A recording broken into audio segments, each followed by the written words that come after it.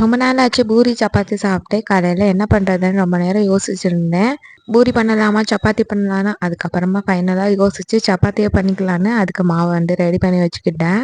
சப்பாத்தி மாவோட உப்பு கொஞ்சமா தயிர் சேர்த்து நல்லா பெனஞ்சு வச்சோம்னா சாஃப்ட்டா இருக்கும். அதனால அதே மாதிரி ரெடி பண்ணி வச்சதுக்கப்புறமா சைட் டிஷ்ஷா வந்து வெஜிடபிள்ஸ்லாம் இருந்துச்சு. வெஜிடபிள் ஒயிட் குருமா பண்ணிக்கலான்னு கேரட், பீன்ஸு, உருளைக்கிழங்கு எல்லாத்தையுமே நல்லா வாஷ் பண்ணி கட் பண்ணி வச்சுக்கிட்டேன்.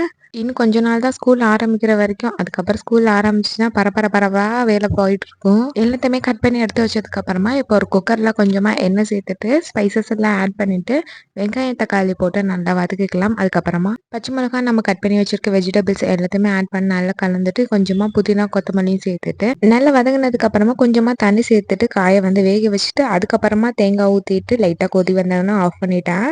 சைடில் சப்பாத்தியுமே போட்டு எடுத்தாச்சு. நல்லாவே சாஃப்ட்டா சூப்பரா சப்பாத்தி வந்துருச்சு. ஒயிட் குருமா வச்சு காலையில் பிரேக்ஃபாஸ்ட் சூப்பரா சாப்பிட்டாச்சு. நாளைக்கு இன்னொரு வீடியோல பார்க்கலாம்.